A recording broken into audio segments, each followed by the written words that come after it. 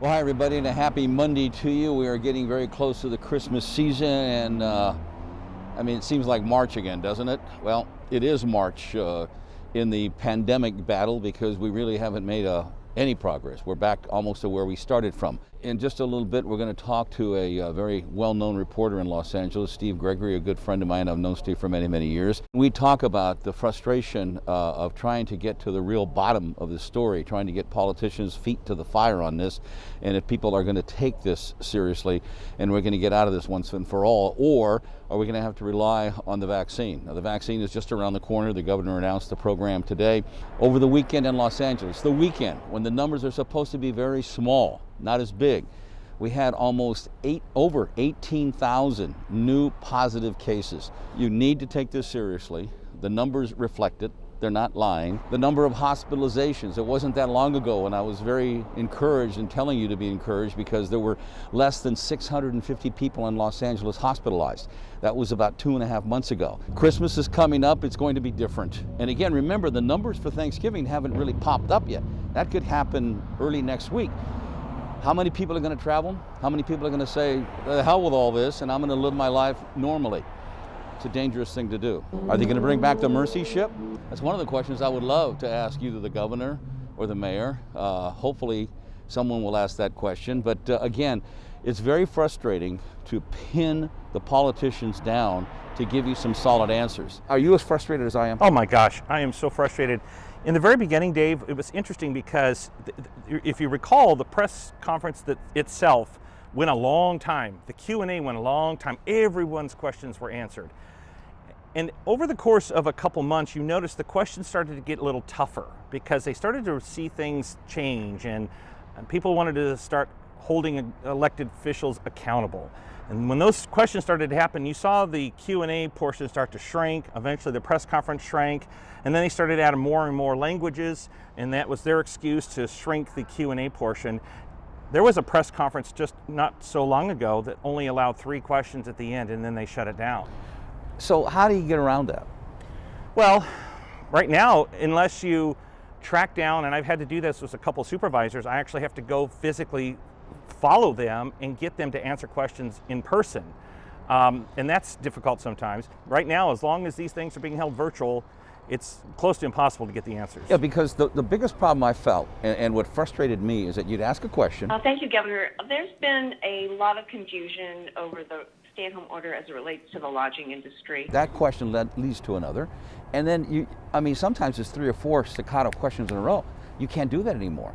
Well, the reason that we do that, and my colleagues, we do that now, is because that's the only time we're going to get any other questions in there, because we don't know what the answers are going to be, so we have to do that rapid-fire questions, get them all in there quick, and they always say, please limit it to no more than 2. Right. That don't work. It doesn't work. It can't work. And then if you'll hear that beep every time you're done asking the question, that beep is the mute on their end. Right. They're muting you. Has there ever been a rougher time to try to really get the story?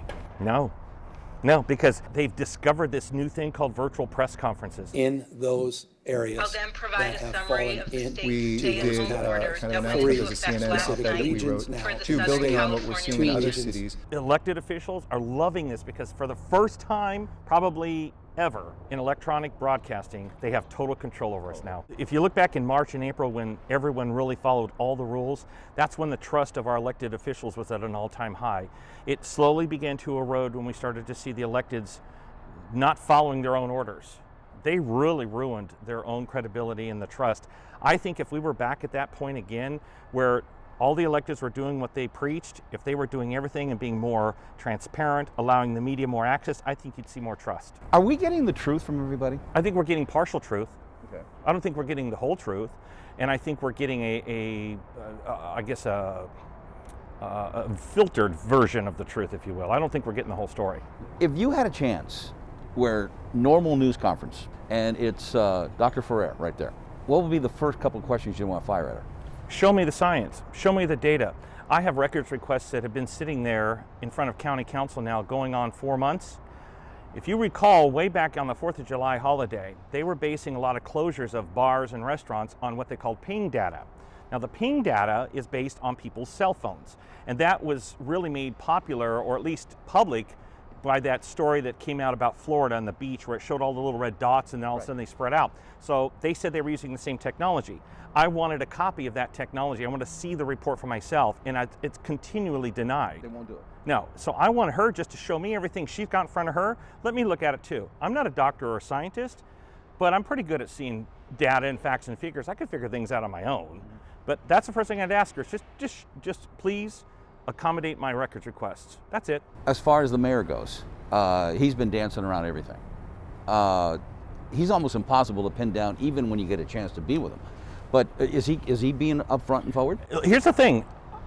As we all know, but Mayor Garcetti, he has a very very large grasp of expository writing. He's very good at adding a lot of words to things, but I will give him credit for this. He's never declined a question. We get all our questions in. He has no problem with answering everyone's questions in queue. That's the one thing I can give credit for the mayor's office, is they've never shut us down. In fact, they'll keep asking, is there anyone else on the line? Anyone else on the line? So I give them credit for that. The problem that I always have, as you know from doing this for so long, Dave, is sometimes you got to take a politician's answer and you got to peel it all back and get down to where the actual truth is. They don't speak. They speak English, but they don't speak English. Exactly. I mean, that's the way. That's with the governor. My head turtled. How does he get away with what he gets away with at those briefings?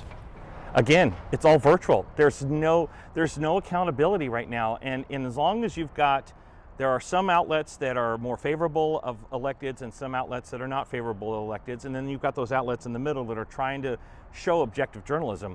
The problem that I see right now is that these folks are not held accountable. That, this splash comes out about the governor and the French Laundry, the trip to Hawaii. Everyone's outraged. Well, let's see where the outrage takes us, because that's really what it boils down to. And what are the elected officials going to do about it? They're going to figure out some way to sweep it under the rug, let it die down. It's up to us. It's incumbent upon us to keep that fire going. Yeah, but it's so difficult when you are over the phone.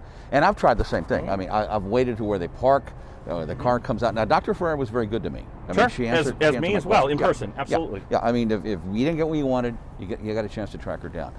Do you think that she is limited or being told by higher ups or by the mayor or somebody, hey, listen, you've got to be extra careful on what you say and how you say it? Absolutely. She's being coached constantly. You can tell. And when Dr. Davis comes out, the actual health officer comes out and speaks, he too is being coached.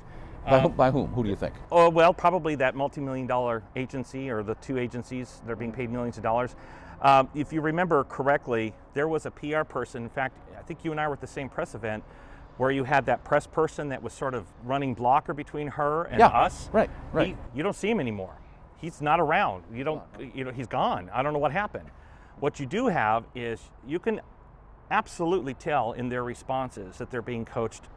You can tell they have to keep on their copy points. If you listen to some of the answers you get from Ferrer, they're a mile and a half long. Right. Nothing there. Right. And it's a dance like I've never seen before. It's almost like what I'd love to be able to say. Okay, we all know that the spike happened. Okay, what can you pinpoint what it was that caused this the spike? Pivotal point? Sure. I mean, do you have the answer to that? Well, when I asked her the question, I point blank asked her. I said, "Can you show us the data that shows how many cases from outdoor dining had caused the spread of COVID-19?" She says, "I don't have that in front of me." I remember that. You would think that the one thing that she's banking all her decisions on, you would have all this. Well, of course I do. Here it is right here. And then put up one of those slides that she puts up.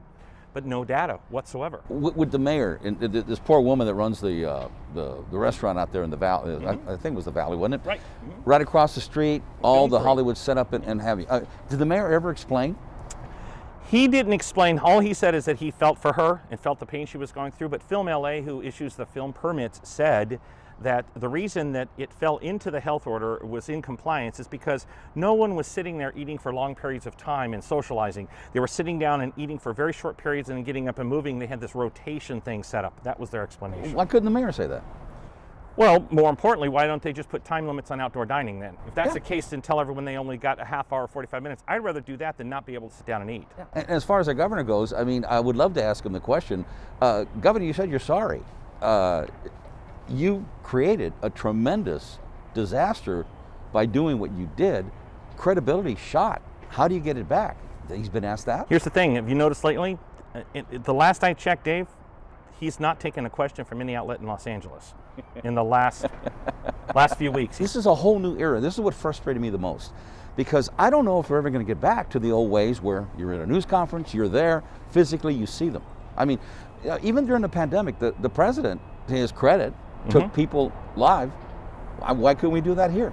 That was my question too. When I asked the mayor's office that too, I said, listen, the White House, for God's sakes, they're allowing reporters in the room, and they said, we don't take our cue from the White House. I would be more interested in getting to the county in person than I am the city right now, because the city's just mimicking what the county's doing. Right. So the answers from Mayor Garcetti to me are not nearly as important as they are from the county.